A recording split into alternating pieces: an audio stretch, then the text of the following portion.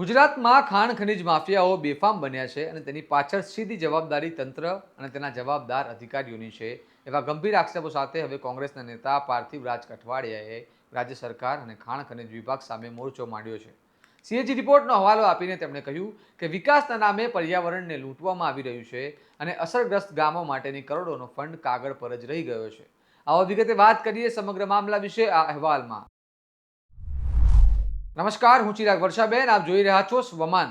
પાર્થિવ રાજ કઠવાડિયાએ આજે પત્રકાર પરિષદ કરીને સીધો આરોપ લગાવ્યો છે કે ખાણ ખનીજ વિભાગ ખનીજ માફિયાઓને છાવરે છે અને જે તંત્રએ પર્યાવરણ અને ગામોના વિકાસની જવાબદારી લેવી જોઈએ તે જ તંત્ર ભ્રષ્ટાચારનો કેન્દ્ર બની ગયું છે।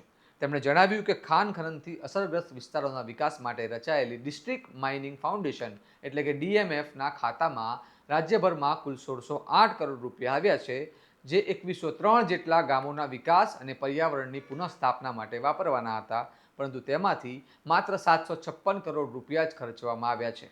બાકીના કરોડો ક્યાં ગયા તેનો કોઈ જવાબ નથી અને આ સમગ્ર માહિતી તેમણે સીએજી રિપોર્ટના આધારે રજૂ કરી છે। પાર્થિવ રાજ કઠવાડિયાએ વધુમાં સુરત, મહેસાણા, પોરબંદર, ભાવનગર અને દ્વારકા જિલ્લાઓના ઉદાહરણ આપીને કહ્યું કે આ 5 જિલ્લાઓમાં ડીએમએફ ભ્રષ્ટાચારનો એપિસેન્ટર બની ગયું છે। સીએજી રિપોર્ટ મુજબ 149 પ્રોજેક્ટમાં ગેરરીતિ થઈ છે। પ્રદૂષણ અને પર્યાવરણના નામે 84 કરોડ રૂપિયા મળ્યા હોવા છતાં જમીન પર કોઈ મોટા કામ દેખાતા નથી અને આશરે 83.60 કરોડ રૂપિયા આજે પણ ખાતામાં જ પડ્યા છે। તેમણે સવાલ ઉઠાવ્યો છે કે જો ગામોના લોકો ધૂળ, પ્રદૂષણ, પાણીની સમસ્યા અને રસ્તાઓની હાલત આવી ભોગવી રહ્યા હોય તો પછી આ ફંડ કોના માટે રાખવામાં આવ્યો છે? ગામ માટે કે માફિયાઓ માટે? સાંભળો પાર્થિવ રાજે શું કહ્યું। ગુજરાત રાજ્યના 32 જિલ્લામાં 32 ડિસ્ટ્રિક્ટ માઇનિંગ ફાઉન્ડેશનના એક કેગ અહેવાલનો ચોંકાવનારો ખુલાસો સામે આવ્યો છે। ગુજરાત રાજ્યના 32 ડિસ્ટ્રિક્ટ માઇનિંગ ફાઉન્ડેશન દ્વારા કુલ 1608 કરોડથી પણ વધારે રૂપિયા ડિસ્ટ્રિક્ટ માઇનિંગ ફાઉન્ડેશનના ભાગે આવે। આ રૂપિયા 2000 થી પણ વધારે ગામો જે માઇનિંગથી સીધી રીતે અસરગ્રસ્ત છે ત્યાંના લોકોના શિક્ષણ માટે, તેમના હેલ્થ માટે, ત્યાંના પર્યાવરણ માટે, ત્યાંના વૃદ્ધોના કલ્યાણ માટે, ત્યાંની મહિલા અને બાળકોના કલ્યાણ માટે, સેનિટેશન જેવા 8 મુદ્દા ઉપર વાપરવાના। આ રૂપિયા વાપરવા માટે ડિસ્ટ્રિક્ટ માઇનિંગ ફાઉન્ડેશને પોતાનો એન્યુઅલ પ્લાન રજૂ કરવો પડે। 2014 થી 2019 નો એન્યુઅલ પ્લાન 2018 માં રજૂ થાય અને 2019 થી 23 નો પ્લાન હજી સુધી રજૂ પણ ના થયો જે કેગના અહેવાલ મુજબ, કેગના અવલોકન મુજબ માહિતી અપાઈ છે।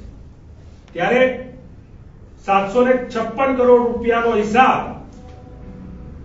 ડીએમએફ એટલે કે ડિસ્ટ્રિક્ટ માઇનિંગ ફાઉન્ડેશન દ્વારા પોતાના ઓડિટ રિપોર્ટ્સ, એન્યુઅલ રિપોર્ટ્સ વિધાનસભાના પટલ ઉપર મૂકવા જોઈએ, તેમાંથી એક પણ રિપોર્ટ અત્યાર સુધી વિધાનસભાના પટલ ઉપર મુકાયો નથી। આ 756 કરોડ રૂપિયાનું ઓડિટ પ્રજા સમક્ષ વિધાનસભાના પટલ ઉપરથી ક્યારે મુકાશે તે સૌથી મોટો સવાલ છે। આ કેગના અહેવાલમાં જ્યારે એમણે 5 જિલ્લાનો સર્વે કર્યો ત્યારે 149 પ્રોજેક્ટો એવા હતા કે જ્યાં એમને ટેન્ડરિંગ પ્રક્રિયામાં ક્ષતિ દેખાઈ, ત્યાં એમને એવું દેખાયું કે ક્યાંક ખાનગી લોકોને ફાયદો કરવા પ્રોજેક્ટ મુકાયા છે, ક્યાંક એવું દેખાયું કે અસરગ્રસ્ત વિસ્તારની બહાર પ્રોજેક્ટો કર્યા છે। આ તો માત્ર 5 જિલ્લાની વાત છે,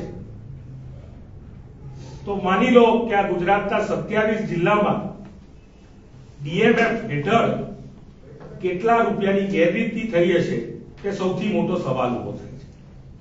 માઇનિંગ ઇન્ડસ્ટ્રી થી પર્યાવરણને નુકસાન થાય, સીધે જે ગામડાઓ છે તેના પર્યાવરણ અને તેના આજુબાજુના 2100 થી પણ વધારે જે અસરગ્રસ્ત ગામડાઓ છે તેના પર્યાવરણની ચિંતા એ પણ ડીએમએફે કરવાની હોય છે, ત્યાં પણ ડિસ્ટ્રિક્ટ માઇનિંગ ફાઉન્ડેશનના લોકો નિષ્ફળ ગયા છે।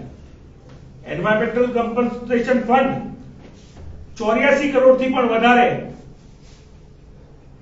ડીએમએફ ડિસ્ટ્રિક્ટ માઇનિંગ ફાઉન્ડેશન્સને મળ્યા ત્યારમાંથી 83 કરોડથી પણ વધારે એટલે કે 83 કરોડ 60 લાખની આસપાસ રૂપિયા વાપર્યા વગરના પડ્યા રહ્યા, પર્યાવરણની ચિંતા કર્યા વગર પડ્યા રહ્યા. આ 5 જિલ્લા મહેસાણા, સુરત, ભાવનગર, પોરબંદર, દેવભૂમિ, દ્વારકાની જ વાત કરીએ તો જ્યારે પર્યાવરણ ઉપર પૈસા વાપરવાની વાત આવે તો માત્ર સુરતે 2% રૂપિયા વાપર્યા છે. એના સિવાય 4 જિલ્લા, અન્ય 4 જિલ્લામાં 0 રૂપિયા એ પર્યાવરણના બચાવ માટે વાપરવામાં નથી આવ્યા. બીજી બાજુ વાત કરીએ કે કરપ્શનની વાત આવે, ભ્રષ્ટાચારની વાત આવે ત્યારે ડિસ્ટ્રિક્ટ માઇનિંગ ફાઉન્ડેશન્સ જાણે કે એપી સેન્ટર બની ગયા હોય, મેવાના કેન્દ્રો બની ગયા હોય એ પ્રકારની પરિસ્થિતિ છે. કેગનો અહેવાલ જણાવે છે કે દેવભૂમિ દ્વારકામાં જ 7.98 કરોડ રૂપિયાના ટેન્ડર પ્રક્રિયા વગર બારડોલીની એક કંપનીને બારોબાર ટેન્ડર વગર કોન્ટ્રાક્ટ પધરાવી દેવામાં આવ્યા. તો શું સરકારે એ કંપની ઉપર કોઈ પગલા લીધા? સરકારી અધિકારીઓ ઉપર પગલા લીધા કે બારોબાર આ ટેન્ડરની પ્રક્રિયા કર્યા વગર કરોડો રૂપિયા એક ખાનગી કંપનીને પધરાવી દીધા? આ તો માત્ર 5 જિલ્લામાંથી બહાર આવ્યું. આવા તો 27 જિલ્લાઓમાં શોધવા જઈશું તો મને લાગે છે કે ખૂબ મોટા પ્રમાણમાં આ કૌભાંડો બહાર આવશે. આ નિવેદન બાદ તંત્રની કામગીરી પર ફરી ગંભીર સવાલો ઊભા થયા છે. એક તરફ સરકાર વિકાસ અને પર્યાવરણના સંરક્ષણની વાતો કરે છે અને બીજી તરફ સીએજી રિપોર્ટ મુજબ કરોડો રૂપિયા વાપર્યા વગર જ જમા રાખવામાં આવે છે અથવા ગેરરીતિથી વપરાય છે. તો ખરેખર લાભ કોને મળી રહ્યો છે?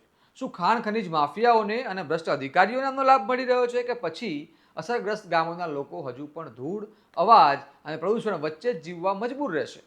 હવે જોવાનું રહ્યું કે કોંગ્રેસના આ ગંભીર આક્ષેપો અને સીએજી રિપોર્ટ સામે આવે ત્યારે તંત્ર કોઈ સ્પષ્ટ જવાબ આપે છે કે ફરી મૌન ધારણ કરે છે.